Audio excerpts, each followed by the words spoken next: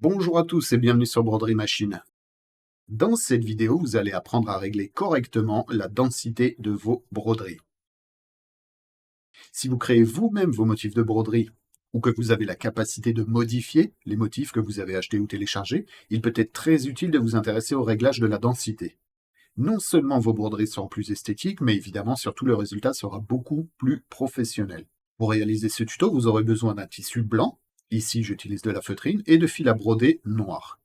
Ou l'inverse, du tissu noir et du fil blanc, mais le contraste a beaucoup d'importance. Cerclez votre tissu, placez votre cadre, puis ouvrez votre logiciel de broderie.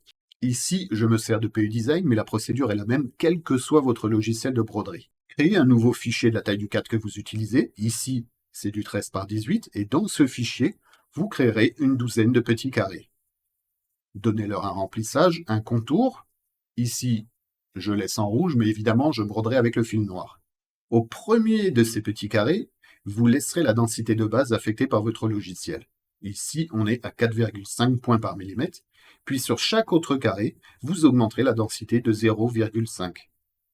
Sur celui-ci, je mets donc 5 en densité, sur celui-ci 5,5 et ainsi de suite. J'ajoute également, vous l'avez vu, la densité du carré, et puis j'écris le nom du fil que j'ai utilisé. Ici, Polynéon 40 de Madeira. Importez votre motif dans votre machine et lancez votre broderie.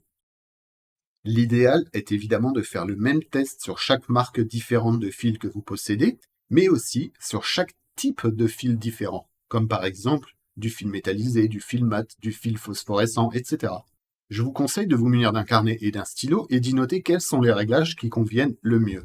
Ou encore mieux, conservez vos tests de broderie dans un coin pour pouvoir les consulter plus tard. Ici, on peut donc voir que la densité 4,5 ne couvre pas très bien et qu'on commence à obtenir un résultat satisfaisant à partir d'ici, à 8. Même à 7,5, on a encore un peu de blanc qui reste visible. Voyons en plus gros ce que ça donne.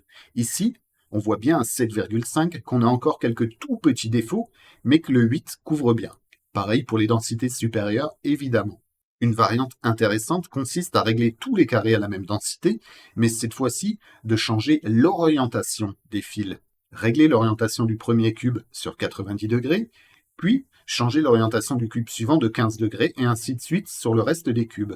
Importez ce motif dans votre machine, brodez, et vous vous apercevrez très vite que votre machine a plus de mal à broder certains angles que d'autres. Il faudra ainsi éviter certains angles quand vous créerez vos motifs pour avoir le meilleur rendu possible. Pour commencer, ici on a un peu de blanc, mais c'est normal, je vous rappelle qu'on a tout remis à 4,5 en densité. Et puis ici, en jouant un peu avec la lumière, je m'aperçois par exemple que ma machine n'a aucun problème à broder tous les angles. Mais ce n'est pas le cas de toutes les machines à broder, vous vous en apercevrez très vite en brodant. J'espère que ce tutoriel vous a plu. Vous pouvez me le dire dans les commentaires, n'hésitez pas à vous abonner et à partager cette vidéo. Et vous pouvez également me suivre sur les réseaux, tous les liens sont dans la description. Quant à nous, on se retrouve bientôt pour une nouvelle vidéo. Bye bye!